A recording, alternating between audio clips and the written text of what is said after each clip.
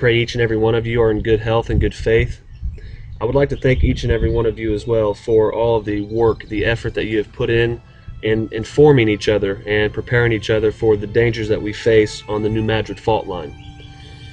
I wanted to make this quick video today because I am concerned. As the days pass on, they pass very quickly, and we find ourselves in the lighter part of May. And if you do your research, many of you are aware that there are a lot of speculations that something may happen towards the mid or end of this month. As we know, there was a researcher in Russia who predicted an earthquake 8 days before it happened, and it happened on the exact day that he predicted. And he is now saying that due to all the flooding on the New Madrid fault line, that there will be a great quake to come on May 20th, 2011. Now, whether this is going to happen, whether this prediction comes true or not, only God knows.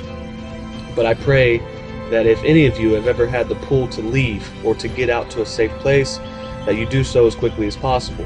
And I encourage all of you who are still skeptical or still not sure, that perhaps right now is a good time for you to take an extended vacation, to take a few weeks worth of clothes, to go find family or friends that are in the Southwest, go take a trip that you've always wanted to take to Mexico or overseas, and just see what happens. If nothing happens, then nothing happens.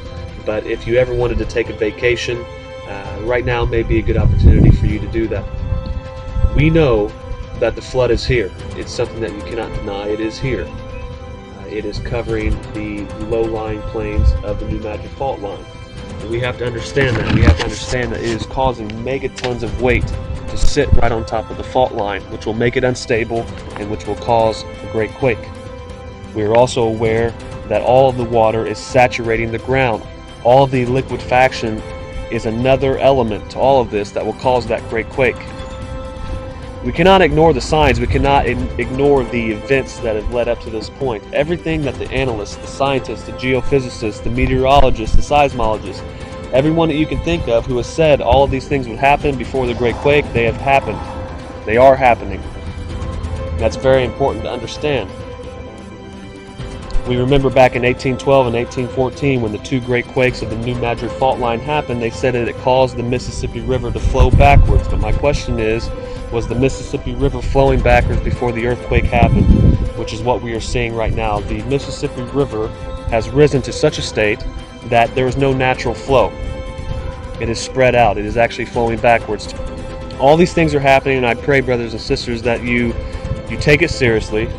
Right now I'm doing everything that I can, God willing, to get out of here as soon as possible. But if you do not have that opportunity, I pray that you are preparing, that you have packs ready, that you have a plan ready of where you would go. I pray that if you do have the resources and means to leave and you're just not quite sure, like I said, go take a vacation, go southwest, go to Mexico, go overseas, even the East Coast right now if you have to, or the West Coast, and just see what happens. Because many people, not only scientists and analysts, but many people believe something is going to happen in May, and each and every one of us know that FEMA, the Red Cross, the National Guard, they are set up. They are booting people out of big buildings. They are turning them into shelters. The National Guard is setting up all around the 8-state devastation zone. And we know that FEMA is implementing first of its kind national level exercises. And it's very real now. And the time is here.